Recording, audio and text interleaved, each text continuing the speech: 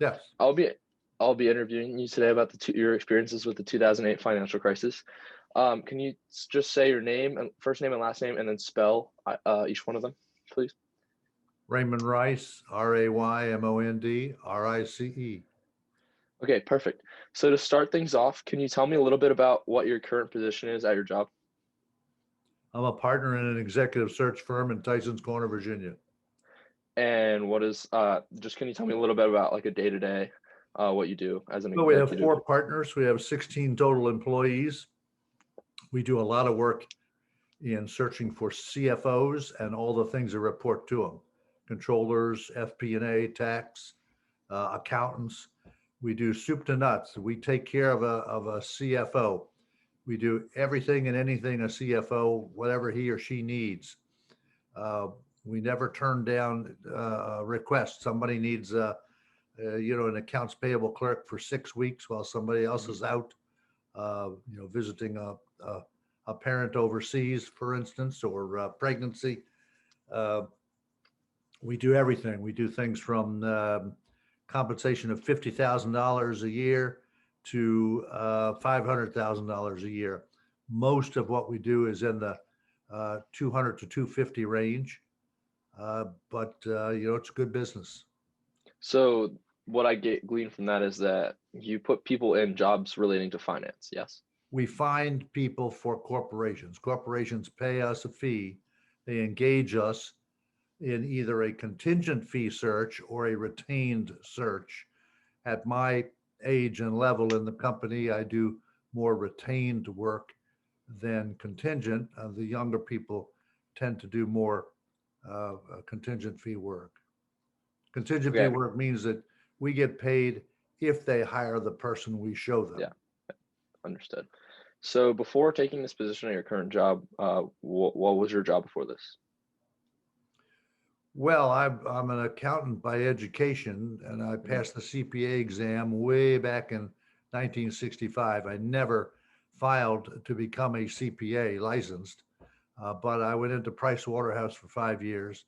And when I left there, went with a client of Price Waterhouse, and I was actually treasurer of a company, and then moved around at different jobs, controller of a much larger company, CFO of a smaller public company. Uh, I was with a privately held government contractor when I left that in 1988, and met my partner Ken, and we've been in business ever since. Okay. And how long has it been since you guys have been in business with Ken? Since '88. 88. Now Okay. we sold our first companies. We had a company that was doing contingent fee search, exclusively contingent fee, and also we started a temporaries company, which is consulting, Mhm. all in the accounting area. And we had two companies. We sold them in '96. We earned out through '99, and I joined a international firm in Tyson's Corner and stayed there 16, 17 months. And in, what would that be, in 2001, Ken and I got back together. He, he got out of the business. He did a little bit of uh, substitute teaching in elementary school, of all things. Didn't enjoy it. Mm. But we got back together in the winter of 2001 and started up again a retained search. We were still on non-compete from the sale on contingent fee business. We started a different kind of business, all retained search, and we were in the tower building in Tyson's Corner when 9/11 occurred. Yeah. So do you remember generally what you guys were working on from 2008, 2007, 2008, around that time period or no? The same thing I just said. We were Yeah. working, but Yeah. back then there were lots of CFO searches. There was a Yeah. lot of startup companies, a lot of venture capital, a lot of private equity, small companies being started. We did a lot of that work. We were connected with those people. We were also became limited partners starting in the mid 90s. We became limited partners in venture capital locally, and Mhm. ultimately we were limited partners in probably a dozen of the local venture capital firms that started up. So we got a lot of business out of that, and we did CFOs and all the things that report to them. So how would you say the job or executive industry search or job search was affected by the 2008 crisis in the wake in about 2009? Well, it's interesting. The crisis started in '07 when things started to go bad in the subprime market. And then in August '08, Lehman Brothers went bankrupt. It might have been September '08 by the time they actually declared bankruptcy. But that was a big shock to Wall Street. So in '07, here's just an example of how we were doing. In '07, I took out of the two companies. We again had two companies, by the way. We started up a consulting practice simply because our clients requested us to. Yeah. They asked our help, and we always responded to a client.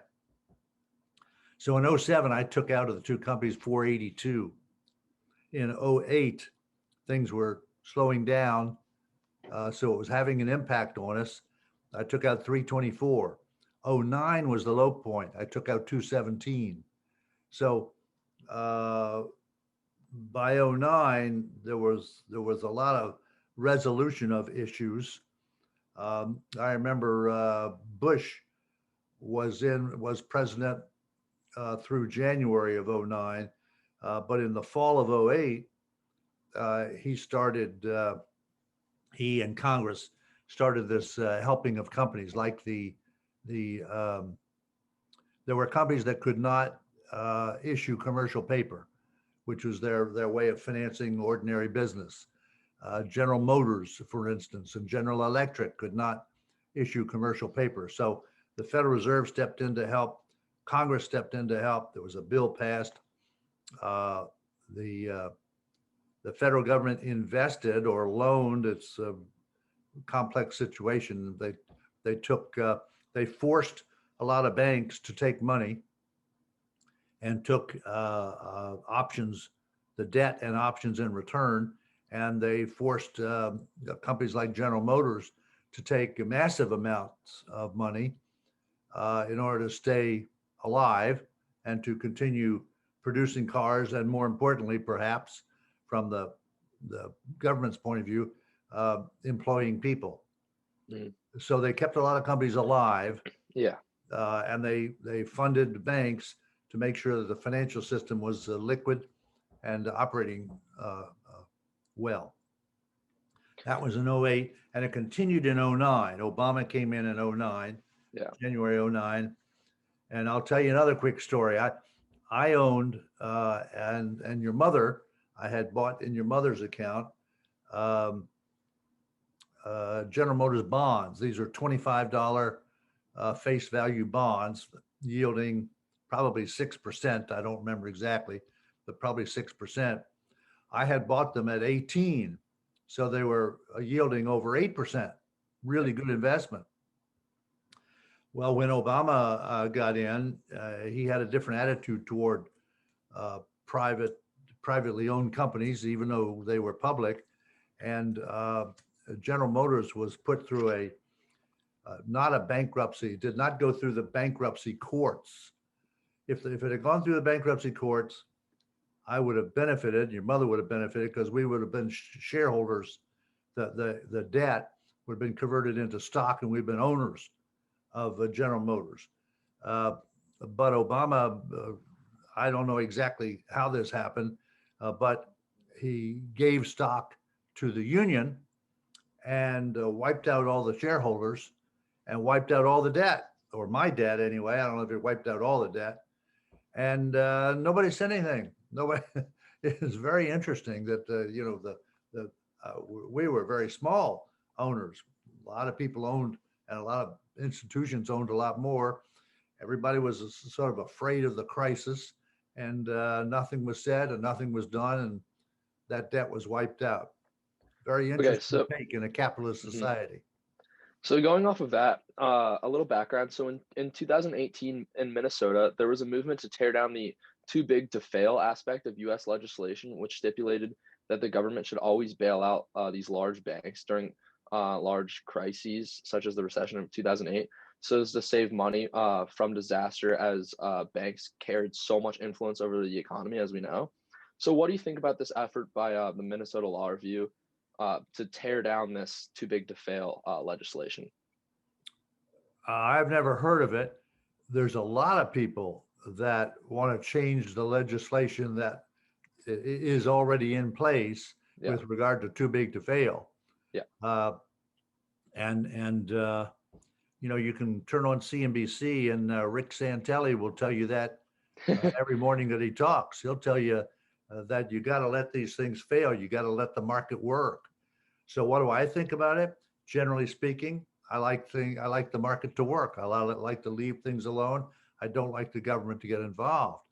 However, I mean, that right now is a perfect example of where the government is the only group or organization that can fix things. We're in this pandemic shutdown uh, stuff that's going on, and the government has to spend money and has to help. yeah. So how do you think that the this recession that we're in right now, the COVID with COVID, has changed your view, if at all, of the 2008 recession? Well, I don't think it's changed my view. I mean, Okay. in 2008, the government stepped in and helped.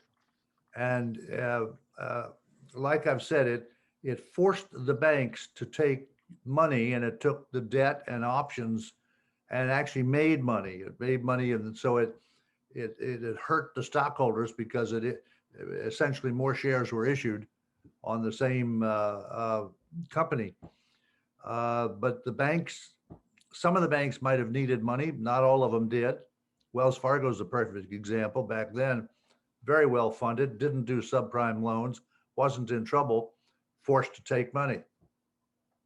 Yeah. The Fed and the Treasury and the Congress all got together and did that. Um, Now, I mean, what's going on now is very different. The banks are well funded. The problem now is that people are forced to stay home and the economy stops. Hmm. People are not, well, people, as it turns out, the economy is pretty good for a lot of people, especially those of us who can work like on this computer and do things from home or do things um, in a remote way. The problem, the hurt that's out there is all of the service jobs, all the lower level employment, hundreds of thousands of people, millions of people unemployed. It's a very different situation from '08, '07, '09. Yeah. So let's go back to 2008 for a minute here, with your personal experiences. What were your personal experiences during the very beginning of the crash? And did you ever feel that your job or any part of your livelihood or any of your family's livelihood were at risk during the crash of in the fall of '08? Not at risk. We knew, my partner and I knew that we would be making less money. Things would slow down. Yeah. The reason they would slow down is because people were just afraid. People meaning CEOs of companies. They didn't know what was going to happen next. So there's a lot of hesitation. There's a lot of slow moving. There's a lot of lack of investment. There's a lot of lack of starting of companies, lack of purchasing of the companies that exist. Everything slowed down. Employees, if they had a good job, they were staying put. So Yeah. our job of finding people only works if there are people available.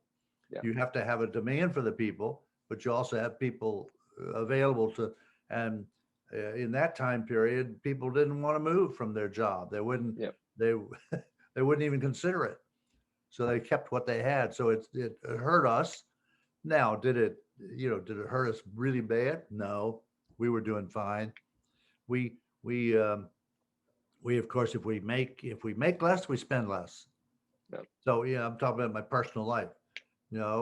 So we knew we were going to survive. Knew we were going to come out the other end of it. Interestingly, there were a lot of unemployed um, controllers, CFOs. I mean, there were people that were laid off and let go because business wasn't good for a lot of companies. And we were very responsive to them, returning phone calls, talking to them, inviting them to events like the Financial Executives Institute and other events. And we made a lot of friends. Yep. And when the market turned on again, after that, they called us and gave us business. But it's interesting. We never really thought about that in advance. We were just doing that to help people and we felt for them. So helping them network and helping them show up. Yeah. We paid for them to attend an event. Uh, we weren't thinking of the long term, but we were obviously, in retrospect, we were acting in the long term. So around 2008, 2009, obviously this wasn't just centralized in America. This affected the entire globe. So at that time, what did you understand about the crisis on a global scale? Well, the only what I read in the newspaper and saw on CNBC and other television shows. I mean, we knew it was a big crisis. The Europe was in crisis after we were. We went through, um, the fall of '08. Lehman Brothers collapsed, and in '09, a number of organizations on Wall Street collapsed, and then of course you had these, as I said, you had these bailouts of banks and other large industrial companies because they couldn't finance their everyday activities with the commercial paper. So we could see that. We could see it happening in the companies we knew. We also read about it in the Wall Street Journal and CNBC and Washington Post, and and then as the nation was starting to, I guess, come out of it somewhat. Europe went into a crisis over the same thing, and of course, remember when Lehman fell apart, they had a lot of debt that was held. As I recall, there were many people in South Korea that had invested in Lehman's high yield debt, and then Yep. poof, all that money gone, nothing, never to be returned. And so there was a worldwide impact from us. Of course, we're the biggest economy, and so anything that happens here is going to affect everybody else. It's true.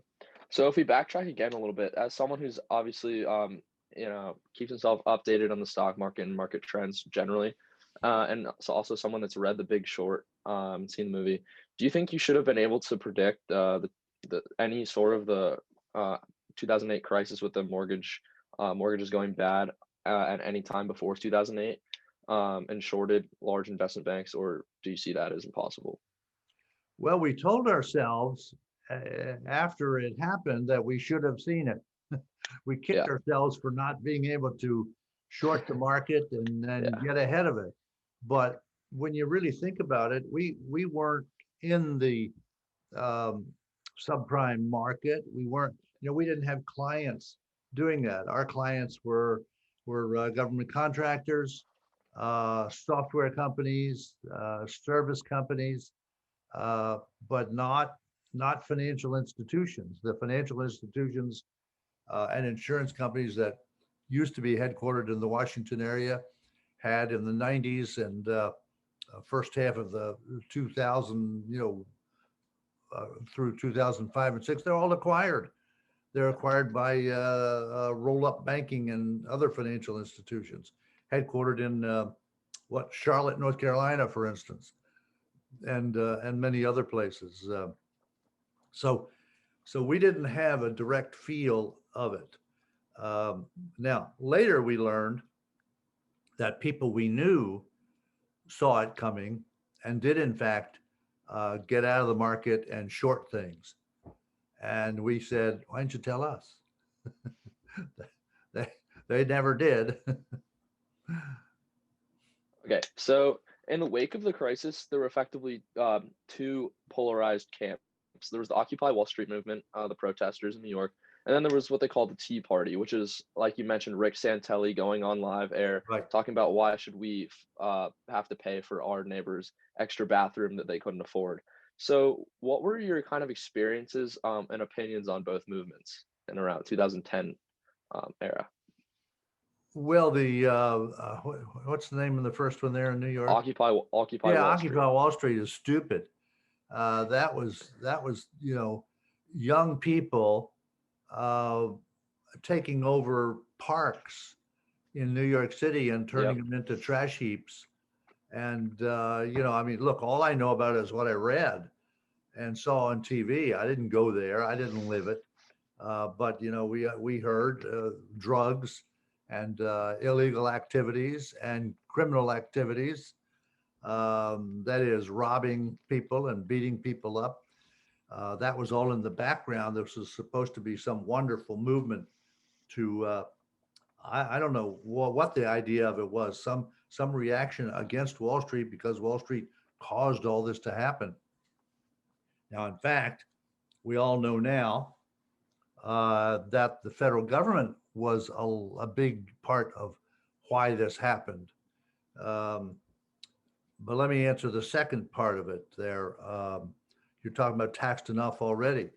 The there was big reaction all over the country, including in our own house and our own office, with regard to why should we pay for other people's mistakes? Yeah. So, lastly, how if at all has a crisis in 2008 affected your life or your view of the overall economy today um, in light of the COVID pandemic and also aside from that as well? Okay, look, we went through the 2007, 8, 9 crisis, and we did not anticipate it from an investment point of view. My partner and I have always been active in putting money into private companies, hoping they go public. We had a number of good successes, uh, buying public stocks, shorting stocks, buying options, selling puts or buying puts. We've done all kinds of things over the years. And the thing that we said to each other after '07, '08, '09 was, okay, we're not going to miss this again. Something's going to happen someday and we're going to miss it. But we don't want to miss it. We're going to see the future. So here we go. We're coming into, last January and February, and we were once again unable to see the future. Um, we didn't realize that the federal government, that state governments were going to shut down the economy in reaction to a virus. So we missed that one too. Uh, So, what do you think the excuse me, overarching we're still determined not to miss the next one. yeah, so what do you think the overarching moral is here? Is it every crisis is different, every economic financial recession happens for a different reason, so it's hard to predict? Well, I think the overarching lesson is that there's going to be a crisis.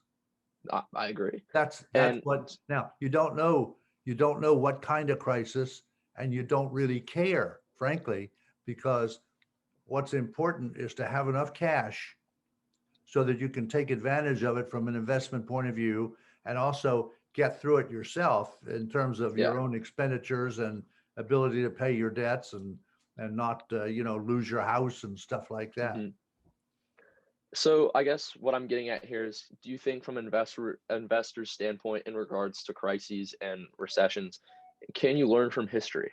Does history have anything to teach you about the future? Absolutely. The trick is seeing the future. We've learned right now once again that there's going to be a crisis that affects our investments, that we need to be ready for that. But once again, I wasn't ready. I didn't have enough cash last winter. I did have some cash, and I invested, really well in Gladstone companies, GOOD, and doubled my money in 2 months. So that was really good to do. But then I had to meet some capital calls and didn't have cash for Hmm. all of these other things that have gone on. I mean, think of the things that we could have made money on. Yeah. Oh, yeah. So the key is to uh, to be ready to invest when things are down. We've always have been ready to do that. But the other part of that is you got to have plenty of cash to do it. And Hmm. when I say we, my partner and I, we've never had enough cash when the bad crisis hits. We were always able to deploy more cash than we had. Okay. Well, thank you so much. We're gonna wrap it up now. Yeah. Thanks for doing this Okay, interview. let's go trade some stocks.